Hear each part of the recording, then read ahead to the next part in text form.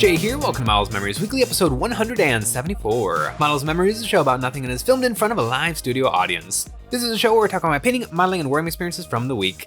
Now you might be thinking to yourself, Jay, you put out 3 YouTube videos a week. How? Could I possibly have more to say? Well, I do, and here goes. This week, I painted a model. I am getting really excited for Age of Sigmar, and maybe I bought something. I've been keeping my eye on Age of Sigmar. I've played one singular game of Age of Sigmar 3rd edition, the old Dominion box, and I had a lot of fun painting up Dominion. I did the Stormcast, Nick did the Cruel Boys, and so when Skaventide came out, and it had the Skaven in it, I knew, those minis. Those minis are some of the coolest things that Games Workshop's ever made, and finally, we got the box. Now, I was definitely more excited for the Skaven half of Skaventide, and I continue to be more excited for the Skaven half of Skaventide, and maybe I'm working on the Skaven half of Skaventide right now, but I don't want to be so down on the Stormcast. They're cool, they're objectively cool. I've read a couple of the books, and the Stormcast read really well in the book. And the Stormcast that come in Skaventide are the coolest Stormcast we've ever gotten. But they're still just, They're okay. They do very much feel like they were made to be the cool poster boys and gals of Age of Sigmar, when they're just not as cool as some of the other things. Like when you can have sky dwarves that ride around on dirigibles and mine gold out of the clouds, or psychic dinosaurs, or blood-crazed elves, every different faction of Age of Sigmar is pretty darn cool. And then you've got golden guys. And then the big reveal, remember the teaser trailer for Age of Sigmar 4th, when the Stormcast was like, Sigmar lied, and it's like, oh my goodness, are we gonna get a giant shakeup of Age of Sigmar? Are the Stormcast gonna turn to chaos? What is gonna happen? No, it's just the same storyline that we already had, the Yendrasta storyline from Dominion, where every time a Dominion warrior dies, they get reforged, but they come back just a little bit less, until eventually there's not much left of their soul in their metal body. But then we got the teaser trailer for 4th edition, or the teaser movie, the short film for Age of Sigmar 4th edition, and the Stormcast are yeah, we now know that every time we're reforged, we're losing a little part of ourselves, but you know what? We're the heroes, so we're just gonna keep on fighting the good fight no matter what. And it's yeah, that's that. I guess that was the plan. So Sigmar lied, but we get it. He had to do what he had to do. Nagash is being a douche, so we have to just keep fighting. I don't know. I'm having a really, really hard time getting into the Stormcast. I actually have a plan for the Stormcast half of the Skaventide box that might not even be for Age of Sigmar, and I'm very excited about it if I can figure out how to do it properly. But the Skaven are really cool. Some of the most beautiful minis that Games Workshop's ever made. And now, right now, if you have a Skaventide box, it came with a little piece of paper that had a QR code. Just like the Leviathan box, everyone is meant to play with the box and then go to that website and say what faction of the box won, and that is going to dictate what Games Workshop shows off next for Age of Sigmar. It's either going to be new Stormcast minis or new Skaven minis. On the article, it says whoever wins the battle for Hell Crown will have their whole upcoming range of miniatures revealed in a special preview. Kind of odd wording, but I assume that they mean you're gonna get 5 new things, because that's exactly what happened for the Space Marines and the Tyranid for the Leviathan. The Space Marines, we got 5 things, and because of Space Marines, they were all refreshes of things that existed before, but thank goodness, because Space Marines already have way too many things to actually deal with, so getting brand spanking new Space Marine things we all know what happened the last time they did that. It was the Desolation Marines, everyone's favorite, the Desolation Marines. I don't think anybody anywhere had any problems with those guys with the hilariously big Nerf guns and indirect fire.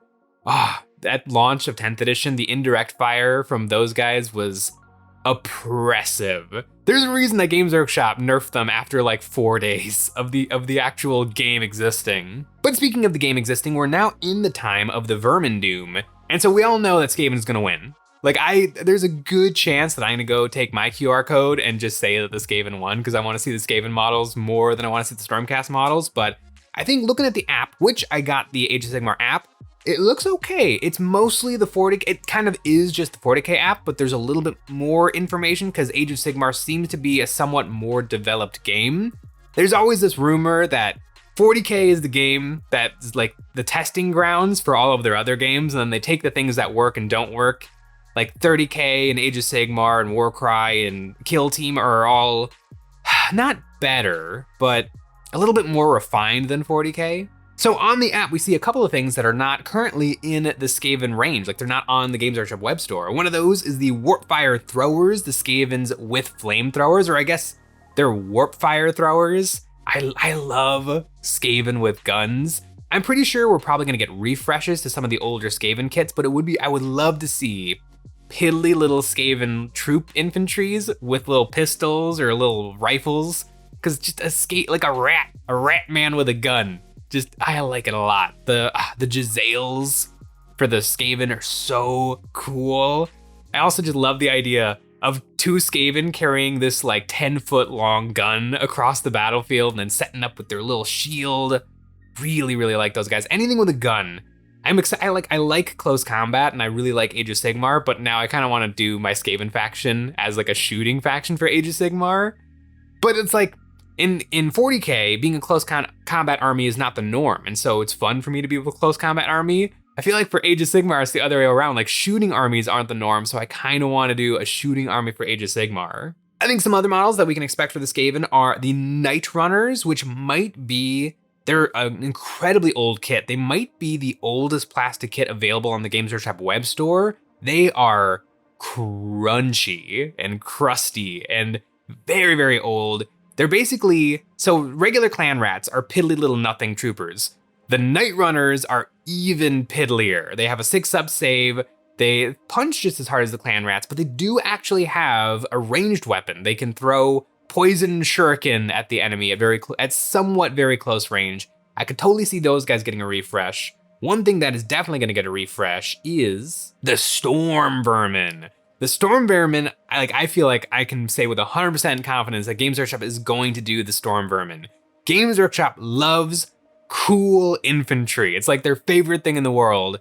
And the Storm Vermin are essentially the bodyguard units for the Skaven nobility. So for sure, Games Workshop wants to make a bunch of rats with like fancier armor, extra chainmail, extra armor plating, halberds, probably axes. It seems like they put axes onto everything. Like for sure, those guys are getting an update. I would love to see the Plague Monks get an update. Plague Monks are probably, I don't know if they're quite as old as the Night Runners, but they're really, really old. And once again, going along with the Skaven, they're an incredibly piddly infantry unit that is worse than the Clan Rats, but they have a special ability that seems really bad, where in close combat, keep track of all of the Plague Monks who die, and then for each one of those dead Plague Monks, you roll a d6, and on a 6, you do a mortal wound to the enemy. Now that rule isn't as bad as it sounds, because Plague Monks are just movement blockers. Like you will throw them at your enemy to die, and so when they die, doing a little extra something damage, that's something to that, especially if you manage to get them into close combat with something that your opponent really wants to like keep alive. And then all of a sudden, as they're killing the Plague Monks, they're doing just a little bit of damage to themselves. I mean, 20 Plague Monks, how many d6s are you gonna roll? 2.5, 3? So you're gonna do 3 mortal wounds if they kill your entire squad of Plague Monks? It's okay, but I would like to see them refresh because the Skaven are a chaos faction. They don't feel like a chaos faction. They feel more like a destruction faction, but they do have like powers of the warp. And so I would like to see a little bit more. I don't know if they skew Nurgle or if they just skew Undivided, but I would like to see a little bit more chaoticness out of the Skaven. If for some reason the Stormcast managed to win Hellcrown, I have no earthly idea what is going to come to the Stormcast range.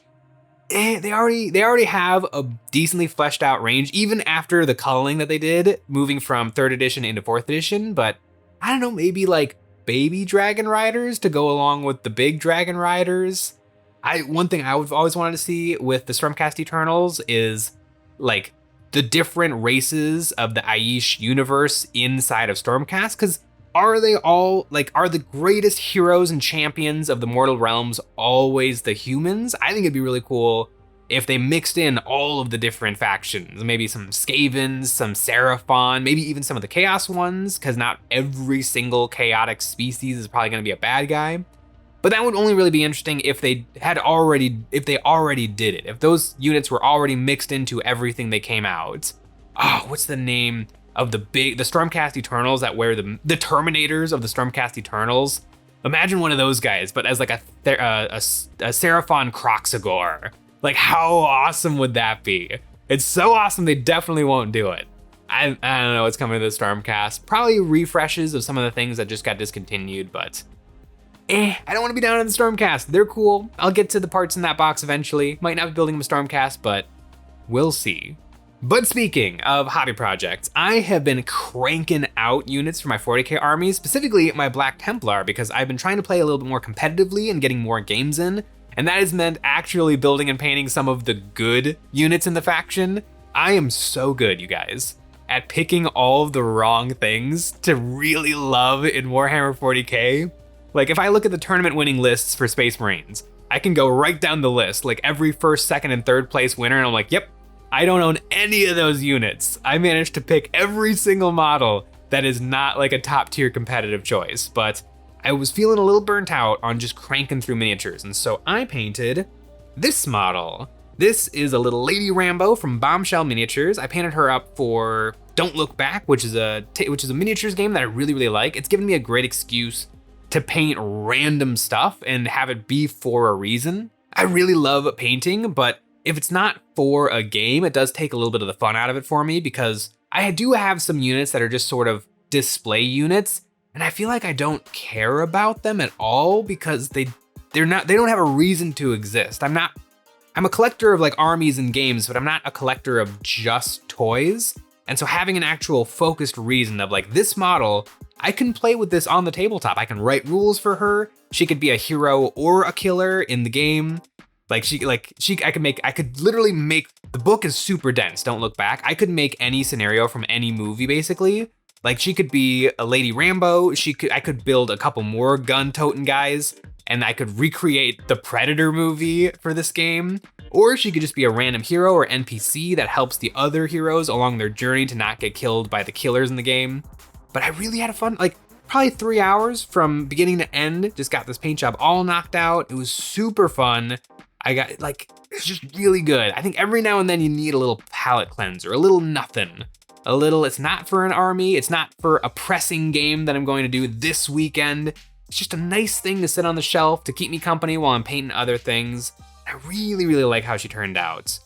My satin varnish for some reason came out a little extra glossy on her. I think I need to really shake the bottle, like crazy hard for a crazy long time. So I might blast her again with a little bit more varnish because she's a little bit shiny. I've never found a varnish that I truly love. I used to use the Ultra Matte varnish from Green Stuff World, which is nice, but it is ultra matte, meaning it will dull colors, and if you put it over metallics, they're no longer metallic. They are gray or yellow paint. And so satin is a really nice in-between where it still makes colors nice and vibrant and it won't dull metallics too much, but I feel like it's really hit and miss. I feel like every other model I apply it to, sometimes a little bit more matte paint comes out of the brush and sometimes a little bit more of that gloss paint, because satin is just a mixture of matte and gloss. So I think sometimes, especially since I own a really big bottle of the stuff, I think sometimes I just get a little unlucky with the ratios. I haven't found a varnish. It's Games Workshop, Vallejo Mecha Varnish is my favorite varnish currently, but I've tried a lot of different things, and that's the thing I've had the least problems with. But overall, I don't know. I don't varnish every single mini I paint, but metal models I definitely varnish, and she is a metal model from Bombshell Miniatures. I have a bunch of other models from their range, and I'm really excited to every now and then, like if I'm ever just like, I can't paint, I can't put on another Black Templar decal, I can't paint another little cross symbol on their knee pads, then I can just grab one of these guys, paint it up, and then just like feel refreshed, because you have fun on this model. It reminds you like, oh yeah, painting is really fun. And then I'm really excited to put on all of those decals. Like, it's just, everything moves in cycles. You gotta mix things up to keep things interesting. And you know what else is interesting? The terrain over on our Patreon. Ever wanted to fight your battles in the labyrinthine hallways of a starship, moving your models in tight formation through a maze of corridors, bulkheads, and junctions where retreat is impossible and danger is around every corner? Well, the EonsOfBattle Starship Interior is here to make that dream a reality. For the month of July, subscribers to our Patreon will receive the Starship Interior, a set of claustrophobic, dynamic, and modular hallways that are scaled to perfectly suit wargaming miniatures and give you a new way to play. And if you always want to be up to date on the goings-on here at EonsOfBattle and be entered into our monthly giveaways, this month we're picking 3 followers to win this month's terrain. You can follow the link in the description to sign up to our newsletter. I really like how my Lady Rambo turned out. It was really fun, and let me know in the comments below, have you ever just bought a model? Like, have you ever been in a game store and you see the WizKids shelf or you find something weird online and you just decide, I'm gonna buy and paint this. I don't have a good reason, I don't know why, but I feel like I need to. Let me know in the comments below, what is that model for you? I definitely have a whole shelf of models just like this that I need to paint. Maybe I'll paint one up today, who knows? Thanks for watching.